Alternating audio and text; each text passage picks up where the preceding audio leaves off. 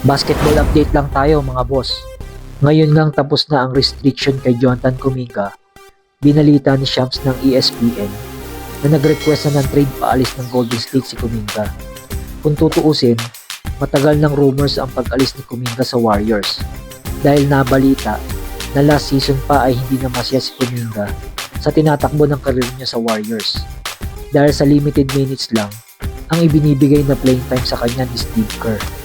Si Kuminga kasi ay humihingi ng malaking role sa team bilang first or second option ng offense ng Warriors.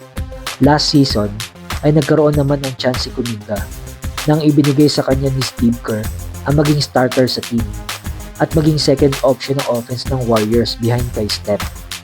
Maganda naman ang umpisa ni Kuminga last season na maging starter ito para sa Golden State na nag-a-average pa nga si Kuminga ng 15 points, 5 rebounds at 2 assists at may 47% sa field bilang starter. Pero kahit consistent ang mga numbers ni Kuminga, hindi ito nagre-resulta sa panalo ng Warriors. Meron din kasing mga gustong play si Steve Kerr na hindi nasusunod ni Jonathan Kuminga. Kaya ang ending, sa mid-part ng regular season last year, ay ibinalik si Jonathan Kuminga sa second unit of the bench.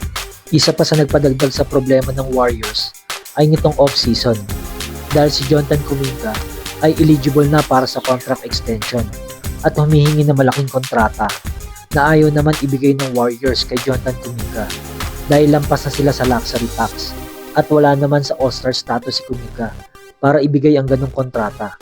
Pero bago magsimula ang 2025-2026 season ay nagkasundo ang kampo ni Kuminga at ang Warriors sa panibagong kontrata sa 2-year deal 48 million.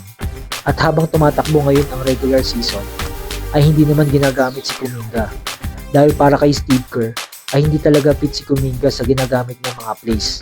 Kaya ngayon tapos na ang restriction kay Jonathan Kuminga at nag-request na ito ng trade.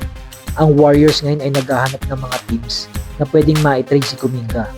At meron din naman mga teams na nagpapakita ng interest sa 23-year-old na si Kuminga. Isa na rito ang Brooklyn Nets na ang kapalit ay si MPJ na ang report ay ibibigay ng Warriors sina Jonathan Kuminga, Buddy Hield, Moses Moody at ang 2026 first round pick para tumapat sa contract ni MPJ. Bukod pa riyan, may report din na nag-inquire din ang Miami Heat para kay Kuminga. Kapalit naman si Norman Powell dahil si Powell ay eligible na rin para sa contract extension at hindi pa ibinibigay ng Miami Heat. Kaya possible na kasama si Powell sa trade talk kapag nagkasundo ang dalawang team. Pero kung kayo ang tatanungin mga boss, saan nyo ba gustong makita matrade si Kuminga? Paki-comment naman sa ating comment section mga boss. At kung bago ka pa lang dito sa ating channel, ay inaanyayahan kita na mag-subscribe at i-hit mo na din yung notification bell para updated ka sa paparating nating mga videos.